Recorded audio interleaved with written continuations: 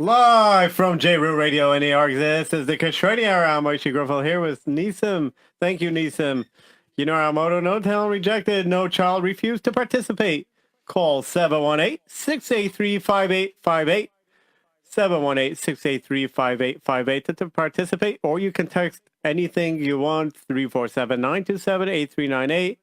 You can listen on 712-432-4217 or call 718-506-9099. Again, if you want to text 347-927-8398, you can call 718-683-5858. To listen, you can call 712-432-4217. 718-506-9099 or on the radio app and on Nucky Radio, of course. Now, we asked a question last week. Why did Yaakov give 2 brachot to Paro? Because that was the normal way of greeting the king. That's answer number 1. Because it is the way of tzaddikim, chasidim, people to give brachos to the king. This week's parsha question number 1. It says Yaakov died, and he was gathered by the brothers. The Rabbanim say that Yaakov didn't die, but Yaakov said to his brothers, to his sons, that, hey, I'm going to die. Why? We want to know why he said he's going to die. There's a reason to it. Question number 2. Yosef told his brothers, don't be afraid. Am I like Hashem? Yosef should have said, don't be afraid. I won't harm you. Why does he say, don't be afraid. Am I like Hashem? Answer will be in the next show. And if you know the answer, please text it to 347-927-8398 and you could be entered a raffle. 347-927-8398. Or you can text me all week long to be entered in the raffle, 347-927-3297. That's 347-927-3297. You can send your mazel tov or congratulations or anything to newkishronihour@gmail.com or text me at 347-927-3297. And, anyways... Please be mispalo for Alexander Zusha Ben Eliza. Still needs a refuah shlema. Well, anyways, getting to the program. Tonight, we're going to talk to Rabbi Ephraim Levy, the National Director of Pirchei Agudas Yisroel of America, about Pirchei, what it started, and etc. We're going to find out a lot of how it started and maybe what's going to be the future. Anyways, Rabbi Levy, how are you doing, Rabbi Levy? Baruch Hashem, I'm doing fine. Great. So I remember a few weeks ago, there was a aguda convention. How did it go? Excellent. It was great. Yeah. How did you like the speeches and stuff, you know? Baruch Hashem, the convention was a very exciting and very special convention where we were able to see Gedolei Yisroel and hear from them about all the things that are important to Klal Yisrael today. So this is a kids show. So now we're going to find out what Pirchei. Of course, kids, if you don't know Pirchei, I've been a part of Pirchei for many years. I remember when I was growing up, I had Shmuel Kunda in Borough Park. Shmuel Kunda, the famous Shmuel Kunda, the storyteller Shmuel Kunda. Right. And I believe Yitzi Earp started out there. And a lot of storytellers started from Rabbi Shmuel Kunda Zatzal. And I remember him very clearly. I actually remember the Avos Abanim. We used to have the Game Boys back in those days. We didn't go on no trips. I sure do. We were so happy with the Game Boy. We played Mother Shabbos. We went swimming. We had a good time. Anyways, what do you say? What is well? Pirchei? You mentioned Rabbi Kunda and Rabbi Earp. It's a very interesting story that Rabbi Earps told a bunch of years ago. Was that when he moved to Borough Park area, his Pirchei leader was Shmuel Kunda, and then he learned how to tell stories from him. And eventually, he had another storyteller in his own Pirchei group, which became who is today a very, very big Maggid Shir, and it's the famous storyteller Rabbi Fishel Shechter. Oh, of course, Rabbi Fishel Shechter. Sure, Rabbi Fishel Shechter actually follows this show. Right. So you see, there's a shtalshalos. It goes for Rabbi Kunda and Rabbi Erbs, and then Rabbi So Fisher it passes down. That's right. Now I grew up hearing Yitzi Erbs tell stories in my Pirchei. I was growing up a long time, growing up in Washington Heights, and we also had Motzei Shabbos game Wow, night. so the Pirchei of Washington Heights existed when you were young. Yes, it sure did. Wow. I was a Pirchei leader there. I was a Pirchei member there, and then I moved on to Monsey, and then to Passaic, where I have the local Pirchei there, and I also am in the national office, as you've said. Yeah, what is the history of Pirchei? How did it start? Well, Pirchei started in the late 1920s, early 1930s, when Agudas Yisroel of America was just a small tzirei group, and Mike Tress, Melch Gabriel Tress, was building the organization. And what was happening, at least according to the what's written in the book on they called him Mike, is that the tzirei boys were bringing their brothers, and it grew downwards to younger kids who were interested. And from that, it grew into its own division, really, of Agudas Yisroel. And one of the famous Pirchei leaders and directors was, of course, Rabbi Josh Silberman, of course, who took Pirchei over the years and built it into I don't remember him. He must have been before my time. Yeah. Well, Rabbi Silberman was in my time. I remember him, and I remember working together with him when I was involved in Pirchei as an adult, when he was still alive.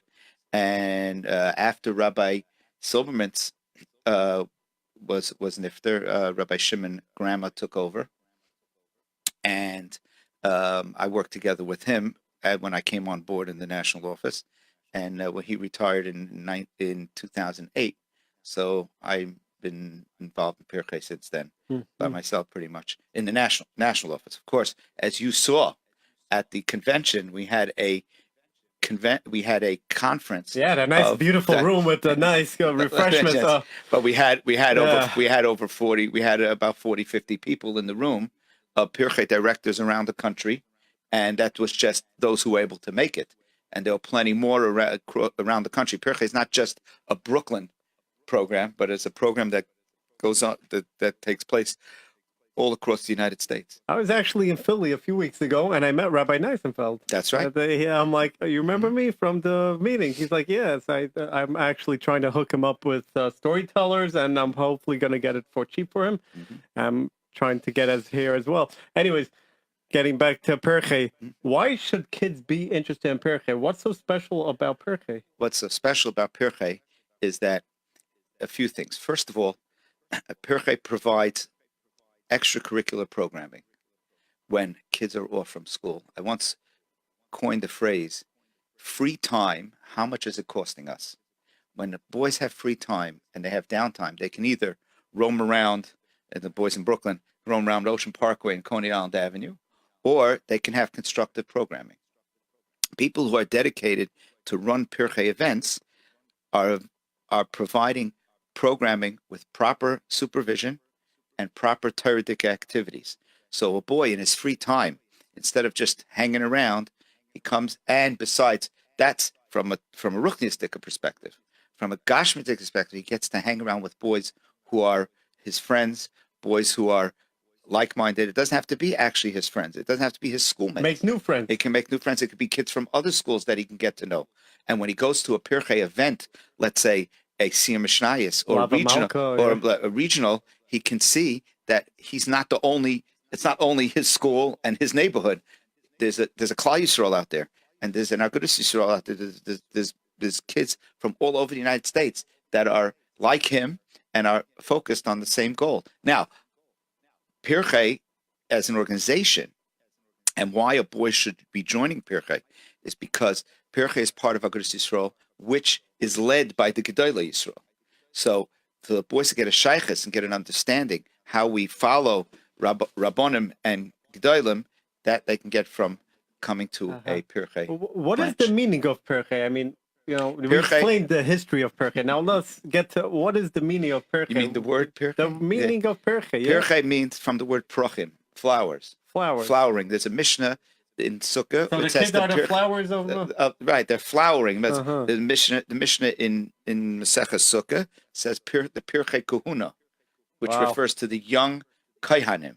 This is So very these are the interesting. young aguda people. So It's a youth Pirchei division. has to do with the children, basically. Right, that's right. That's right. Interesting. That's- So, we're talking about Pirchei. Actually, there's a Pirchei flyer. You want to tell us how that started? The Pirchei, I know in a whole bunch of different shuls, there's a Pirchei flyer that's sent out to a whole bunch of Okay. shuls. Who I sends wasn't those okay, out? so I wasn't What sure is what the you were history to referring that? to.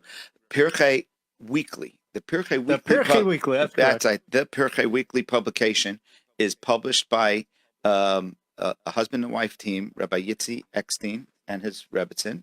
They put it together every week, and it's been being published. It actually started as a local Pirchei of Tarvadas publication, and we eventually rolled it out nationally.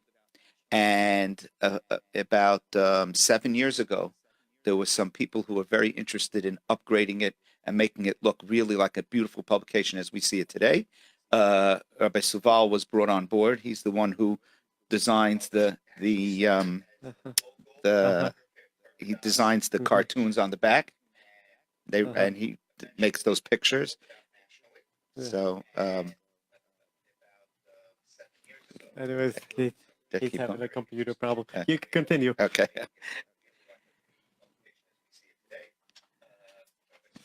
Um, Thank you. okay. Anyways, So- yeah, we had a recording of ourselves. That's interesting. So, are we on a delay? No, we're going. Okay. So as I was telling you, that publication is a weekly Dvar Torah, and there's questions, there's halachas, and there's stories, and there's Divrei Torah, and of course the back page, which some people said when I pulled it when we started publishing it, someone said, "Oh, you're replacing Olamenu." Because Olamenu always had that back. I remember section. Olamenu used to have the back page. That's right, and Olamenu made by Torah Masara. Right, and Olamenu went out of publication, and we started doing this. We started adding this 2-hour thing, which we expanded it to a 4-page, the beautiful publication that you see every week that gets put out here in Brooklyn, and it's in other cities also. It's not only here; it gets emailed nationally to many, many people, even internationally. Let's say I lived in Eretz Yisrael. Would I have a Pirchei there? Or So that's a good question. They don't have the kind of Pirchei that we have here. The only other country I know that has an American-style Pirchei is Antwerp. And I've been there. I visited them. They have some very fine guys who are. What do they call themselves? Pirchei agudas Yisroel of Antwerp. That's right, Pirchei yisroel of Antwerp. That's correct. But they don't call themselves in Europe. It's not called Pirchei. In Europe, the aguda is for kids. For kids, so they don't have the organization like we have. So what is what do they call it? They call it aguda groups. Aguda groups. Yeah, interesting. Right. Aguda groups. They go to the aguda. Maybe it's going to grow up to be a Pirchei. Maybe eventually. They don't have an adult version like we have here, a well-established version. Not in every country. In most countries in Europe, they have. So they'll have a Siyum Mishnayos once every other year, where they invite all the countries of Europe. It's similar to the United States. We have like a bunch of cities get together. Right. For a Siyum there, it's just a bunch of countries. And they come together. Some years it's in Antwerp, some years it's in Switzerland. And that's the main thing. In England, they have the Pirchei, the way it works is that they have now during vacation time, they have all the schools are off in the vacation time. They go on a week-long trip out to Antwerp. Not in Antwerp, in England. They have wow. I'm going to England. They have a Siyum Mishnayos. They have a summer camp. They have a Siyum Mishnayos, which is a rotation. It rotates from London to Gateshead and Manchester. And I've seen some of it's beautiful programs that they run there. Wow. So there are Pircheis in other countries. They might not look like our Pirchei looks here in the United States. But in Eretz Yisrael, for example, they have types of groups. I don't know if they call it Pirchei, and I don't know how much it's connected with agudas Yisrael. So it's called youth groups, maybe in Eretz Yisrael. You right? don't Or know. they call it in Hebrew Tenuat Noar or something like that, So which is it's just like a interesting youth that you organization. say in other countries there is. Mm. Now, how many in states? How many in United States? How many in all the states? There's Pirchei in all the states. Well, there's not all the states because there aren't from communities in all the states, but in every from community in the United States, there is Pirchei representation. There is Whether Pirchei. it's an Ovos Abonim program, whether it's a Shabbos group, there are Pirchei people in almost every, even in Dallas, Texas, in of course Denver, Colorado, and every from community in the United States. There's about over 100 local branches of Pirchei branches in the United States today. Okay. Now, if I was a child, what would you say to convince me to like how good is Pirchei? What could you say that what could you say to kid that Pirchei is something that what do you? Well, I find like this. I don't find that I should convince that we have to convince a boy. Well, you don't have to convince them. Well, let's say somebody asks about it. Well, if a boy asks, why should I go to Pirchei? So that's a different question. Right. My view is that I want to convince parents that their children will be well served to go to a place which is proper programming, and then they will tell their boys, instead of staying home and wasting your time or hanging around, go to this Pirchei group where you'll get something. I had a story where once where a boy came. A parent told me he didn't want to send his son to Pirchei; he was wasting his time. I developed a group where we say Divrei Torah, and we have parshat questions. We learn Mishnayos. A boy comes home. His father asks him, "So what did you do in Pirchei today?" And he says, "I learned Mishnayos today." This is on Shabbos. On my Shuddis, he says over Divrei Torah that he heard in Pirchei. So then he comes there. His father says, "Wow, so father's happy about that's a great program. I want you to go back." Right. Right. So that you could tell a child. You could tell if the child comes home with a nice Mishnayot that he learned and a nice Gemara or a Chumash that he learned at the Torah. Then I'm sorry, I'm not talking a Sephardic language. I know. Go right ahead. No problem. That's fine. Yeah. So that's agudas yisroel. It's everybody. That's we accept everyone. We don't send anybody away. It's not a private club. Now, what would you tell to kids who are not so religious and they would want to join? Would you think? What do you think they would say? We welcome all boys. My Pirchei group, I welcome any boy that wants to be part of it. As a matter of fact, we did have a boy who came from a more modern Orthodox background, and he came to Pirchei, and he really liked it, and he became one of the chevra. And that's one of the great things about Pirchei. You know, when you're in a school, there's cliques, and there's there's guys who are friends with each other from their neighborhood. This that. When it comes to Pirchei, you never have to worry about that. Pirchei, it's an open thing. No one is judged. School, everything is by who's the smartest, who's the best, who scores the highest on his tests. Right. We don't compare who. Hey, I'm better than you. In Pirchei, everyone's welcome. Pirchei in Pirchei branches, everyone's welcome. We have Pirchei branch where we have like a mincha, minyan for junior congregation. Some people call it, right? And there's boys who don't daven so well for the Omid, but they have their practice time, and they